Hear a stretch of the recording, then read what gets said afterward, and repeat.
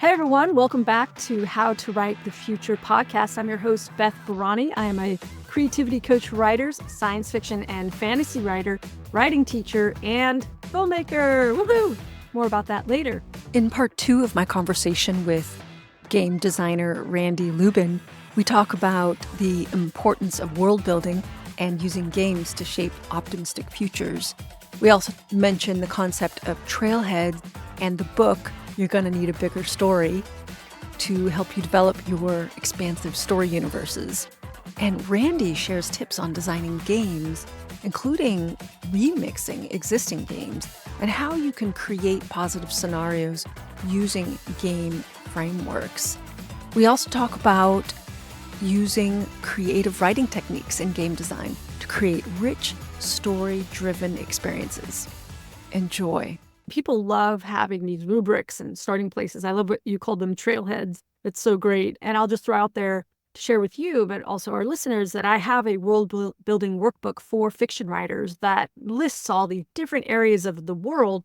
And I've been starting to realize that I could have like part 2, part 3. So part 2, I've already been daydreaming about. It'll be a deeper dive into philosophy, religions, and that kind of thing, worldview. And then book 3, or another addendum, or however it comes out, would be games, activation games, trailheads, as you say, to give people, like, here's a way to expand this. And another resource for folks is the book, You're Gonna Need a Bigger Story. Have you seen that? I haven't. Tell me about it. I think you would love it.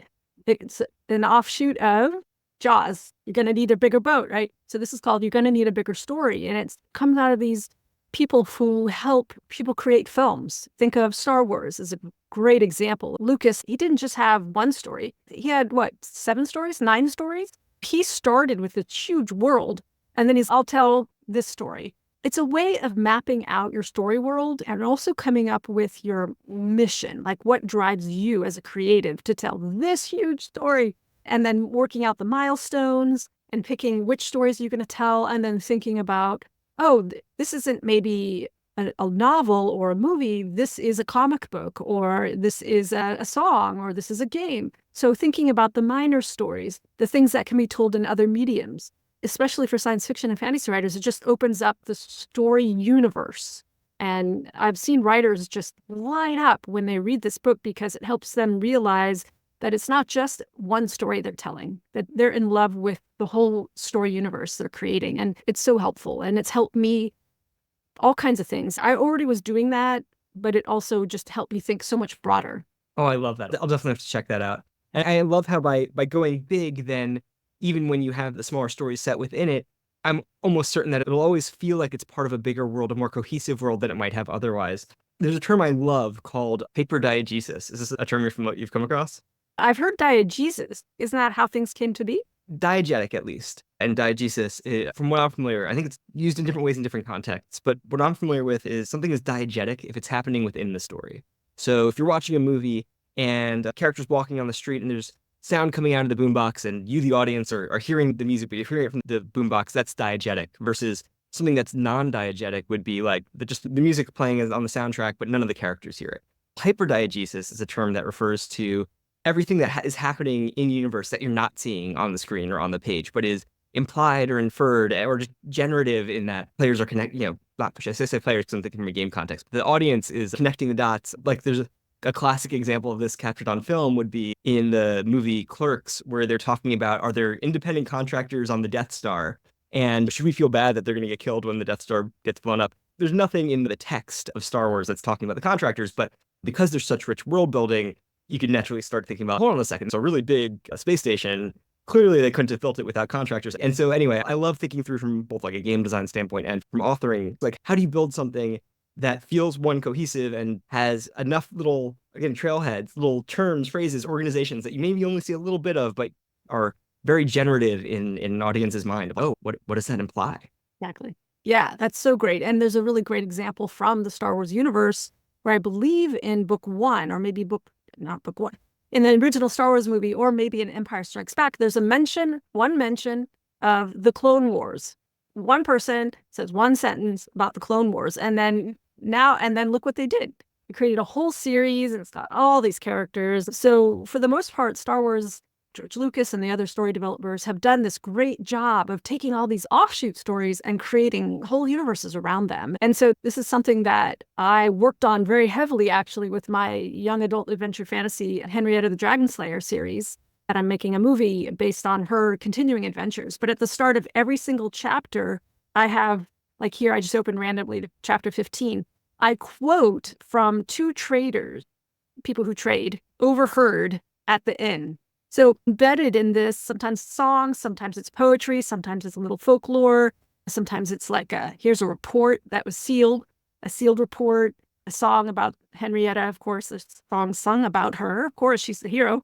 And so I'm playing with all this lore that lives in that world that she knows and other people know. And sometimes she doesn't know, but other people know it. And it's so much fun. And I play with that even in my science fiction world with news reports and weather reports and secret things and quotes from books that I invent because I'm playing with a new religion, like quotes from that religion and all these things. So much fun. Yeah. Oh, that's awesome. That's great.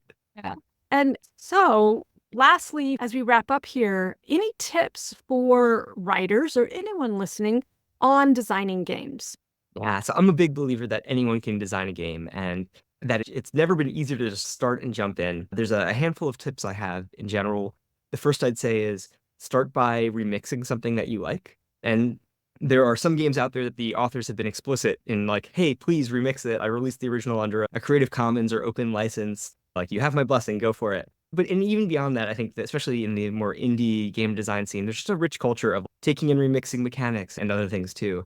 I guess a few things to check out if you want to go in that direction. There's a game called For the Queen by Alex Roberts that is very simple, but extremely elegant in how it's designed. At its core is a bunch of prompts. So game design can really just be something very akin to creative writing. And so in that case, you have to do a little writing in terms of what's the framing of what are the players doing. In For the Queen, you're going on a journey with the queen. All the players are the sort of coterie around the queen as she goes on this potentially fraught journey. And the game's going to end when you draw a card somewhere buried in the deck that is, the queen is under attack. Do you defend her? Everything between the beginning and that point is drawing prompt cards that are often very loaded. It's like everybody thinks you're beautiful, but the queen makes you feel ugly. Why? So like really interesting, nuanced prompts. And Alex has been very clear that she's very happy with people hacking and remixing the game to other settings, other types of things you can do with this prompt engine. And so that's a great place to start. Likewise, there's a rich tradition of single page or 2-page RPGs. One I would point to is Lasers and Feelings, where you have two stats, or really one stat, your laser feeling, which is the higher it is, the better you are at lasery things. The lower it is, the better you are at feelingsy things. And then there's a little bit of extra stuff on the page around setting up sort of the scenario and the adventure, but that's it. The whole game just fits on one page. And that's another one that is great for hacking and remixing. There's dozens, if not hundreds, of games where people have played with those two stats. I did one that was like a contemporary or near future or sci-fi one, like Hackers and Hustlers, spoofing the Bay Area tech culture. Really, so I'd say a great way to start is like choose a genre you love, choose a simple game, and remix that game to your genre. In writing, it's really good to know what are the existing tropes. In games, I think there's something very similar to improv comedy also, where it's totally okay to do the obvious thing. In fact, it's often encouraged. And you're going to have a really good time. The audience is going to have a good time in the case of improv if you're just doing the obvious things. So in games, embracing like going on to TV tropes and being like, what are the best tropes I can pull in that are relevant to this genre? And in that case, like, these games can really be love letters to the media that you love and a way of getting yourself and others to tell stories of that same kind. Oh, that's fabulous. So we'll put them in the show notes so folks can just grab it.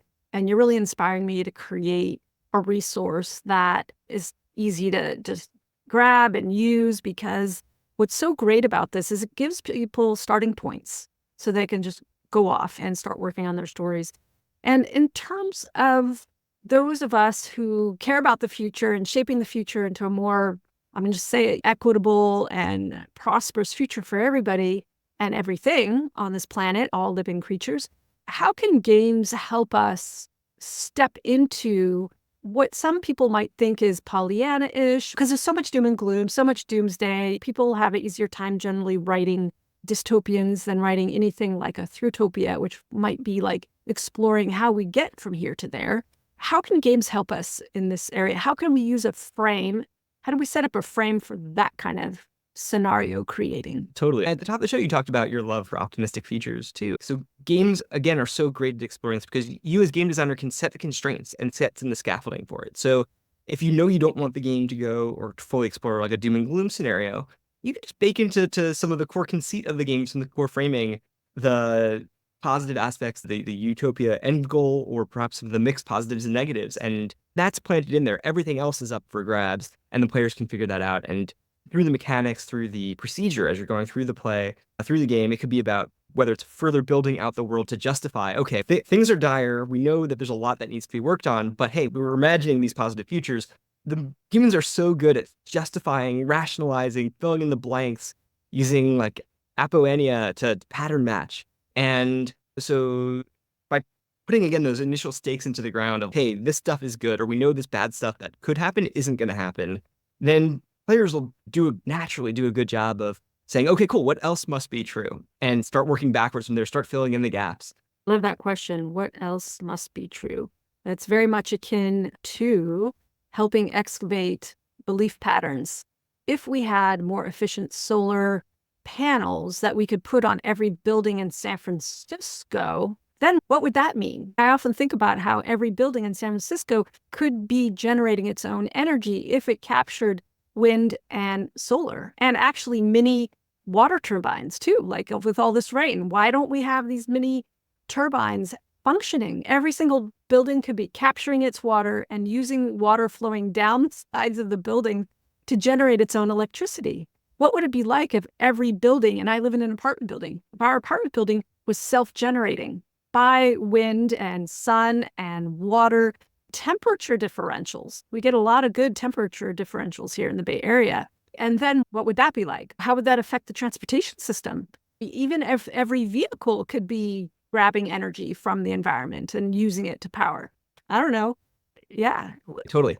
A different way of framing that same question, and we've used this a little bit in some of our games, is what is currently scarce that could be abundant?